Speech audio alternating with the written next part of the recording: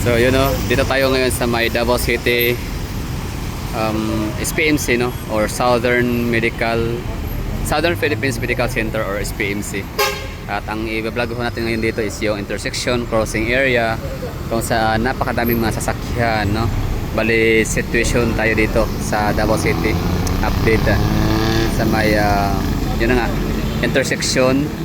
Time check ko na tayo, 7:11 ng gabi, Wednesday no. Happy Ash Wednesday. February 17 ba? No, it's 18. So ito yung ano dito, intersection. Ang pangalan dyan sa unahan, ito sa harap natin ay ang GP Baguio Avenue. Tapos ito naman yung GP Laurel. Yan. Papuntang ano yan, north. Ito naman papuntang south. Hindi, papuntang to downtown area, papuntang Davao City. City Hall rather. Kasi Davao City pa rin to ha. Tapos ito naman sa kabila yung ay papunta siyang ano, north side of Davao. Papuntang ano yan, mga Lanang, Sasa, Panakan, yun, Tibongko, mga ganyang lugar. So dito naman sa kabilang side naman kung saan ay dumiretso itong mga sasakyan galing Baguio. So ito naman siya ang Dumanlas. And ginagamit din itong ano, Dumanlas Road as para ano siya, shortcut papuntang Buhangin Road or CP Garcia Street. Ginagamit itong kalye na to dito bilang shortcut papuntang Buhangin Poblasyon or Poblasyon Buhangin.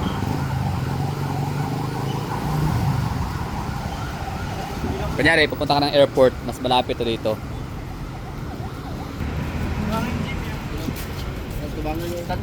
So dahil update ho ito, hindi na siya sa traffic ha. Lah, may bus oh. Sayang. Hindi ko alam kung asan yung bus stop na kasunod niyan. DC. Pero hayaan na natin yan. GP Baguio kasi akala ko dati hindi na siya sinusunod na ruta anyway. So yun na, hindi lang to update ng traffic. Kundi update na rin to ng lugar. Siyempre update like 10 years ago kasi or 5 years ago kung hindi nagkakamali, pero para mas safe, para mas sure, 10 years ago itong lugar na to dito hindi to ganito kalinis, hindi ito ganito ka spacious and walkable. For example, itong pathway na to dito, ayan, ano kasi ang ilalim nito ay napakalaking drainage kanal, tapos sinaraduhan siya, nilagyan ng ito semento. So nagagamit na siya as passage area o daanan no, ng pedestrian. So dati maliban sa mayroon tong mga kanal dito, open kanal, mayroon ding mga nagtitinda dito, mga vendors, marami.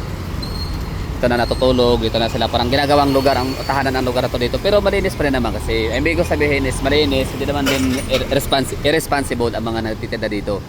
But still, obstruction is obstruction pa rin siya no, so kailangan siya tanggalin. At nilipat din sa una, so magtatanong yung mga tao, asa na kaya yung mga natitinda dito sa may sidewalk, yung mga sidewalk vendors, saan na sila napunta? So meron silang pavilion or parang ano, talagang exclusive na lugar para doon lahat sila magtinda. So sa unahan lang ito, likod niya no, likod itong gusali na to. So medyo may kalayuan, wala natin puntahan. Akyat na tayo sa tulay at nang maipakita ko sa inyo yung overlooking sa area. So update ha. Sitwasyon sa Davao City sa may GP Laurel corner, Dumanlas Road and GP Baguio Avenue. So kumusta yung traffic situation dito? So far okay talaga no, ang lugar kapag walang obstruction masyado. Ito lagi tong ano, marami tong mga naninirahan dito dati at natitinda. Ngayon meron tayong nakikita pa ilan-ilan lang, minsan isa dalawa yan no. Yan, may natitinda sa may unahan, kabila. Akyat lang. Busy na ho ako.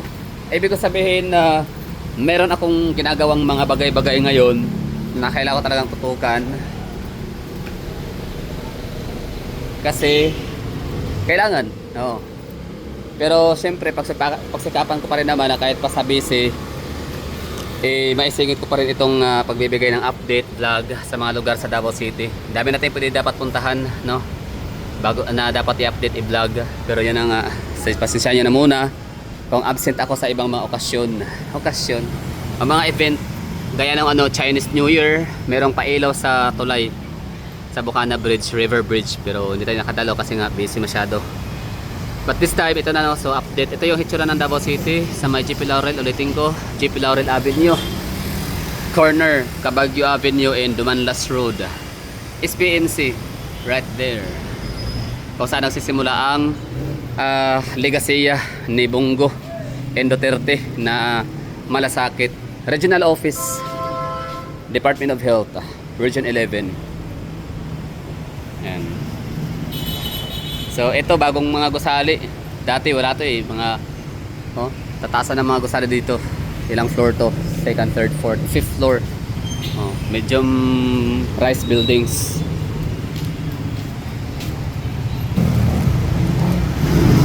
GP Laurel, isa sa pinakamataas, kung hindi man siya ang pinakamataas na kalye sa Pilipinas, sa Davao City. Maaari isa siya sa pinakamataas na kalye sa syudad. GP Laurel Avenue. I think kung pataasan, pahabaan ng kalye sa Davao City, I think pwedeng maglalaban sa Magic 5 itong si GP Laurel Avenue, MacArthur Highway, ano pa, Maa Road, yan. Ano pa, anong may dadagyan yung taga Davao? Quezon Boulevard. Ano pa sa tingin nyo ang mataas, no, na kalye? Siyempre, yung yung West, CP Garcia, given na ho yan, pinakamataas yan. Diversion road din naman kasi. Bilang lang yung diversion road na hindi ganoon kahaba or kataas. Although, basta pag sinabi diversion road, medyo may kataasan talaga yan. Lalo sa Davao City. So yun ha, yung may pakita ko sa inyo dito na hitsura ng traffic situation namin dito. It's right here at Davao City or SPNC. Ang SPNC pala, meaning yan is Southern Philippines Mindanao. Wait lang, SPNC, Southern Philippines Medical Center. Ayun. Ba't may Mindanao? Pero bago yan naging SPNC, ayun, may natikitan. Bago yan naging bago siya naging SPNC, tinawag mo na siyang Regional Hospital. Pagkatapos ng Regional Hospital, tinawag siyang yan. Ang nangyari, na-reprimand si Uncle, hinarangan ng Basta ingat kayo sa Davao sa mga motorista, sa mga driver. Ingat kayo dito kasi kahit gabi na meron kami dito mga CTTMO. Grabe yung dito. Isa yan talaga sa pinaka-commendable na mga agency sa Davao City, yung CTTMO. Kung hindi dahil sa mga yan, nagakanda problema na tayo sa daan siguro mga taga Davao, no? Anyway, balikan natin yung SPMC na yan. Kilala yan dati as Regional Hospital. Tas ang Regional Hospital ay nailipat sa Tagum City ang pangalan at ginawa na siyang DMC, means Davao Medical Center, hanggang sa ginawa na siyang Southern Philippines Medical Center. Anyway, so yun lang ang traffic dito ha. So hindi siya ganoon kalala, no? Yung nakalagay doon. Ewan ko kung anong yung nagdawa na survey. Di ko alam yun. Basta TomTom, Nambio, yung may mga index na ganyan, no? Na traffic index. So Davao City lumalabas sa pinaka matraffic daw sa buong Pilipinas. Pero kung kayo na may mga taga Metro Manila at Metro Cebu, the moment na makapunta kayo ng even Metro Cagayan de Oro City, kapag makapunta kayo ng Davao City, talagang masasabi talaga na mas lesser ang traffic situation sa Davao. Yes, traffic talaga, it happens, no? Existing talaga yung traffic na yan, pero yung talagang yung lala, yung kung comparison lang din naman. So let's go to Metro Manila, kasi nga hindi nga mas ma-traffic ang Davao City compare sa Metro Manila. Yan ang nasa resulta na kailangan na kailangan survey. So kaya nang bahalang magsabi diyan mga taga Metro Manila. Punta kayo ng Davao City, tapos yan, observe niyo na yung traffic situation namin dito. So that would be all. Thank you for watching. Bye bye. O mga taga Davao, vice versa, mga taga Davao, punta kayo ng Metro Manila and try to compare traffic situation sa Davao City and traffic situation sa Manila. Time check 7:21. Nasa peak hour pa rin to dito. Gatong oras, pero wala na masyadong sasakyan.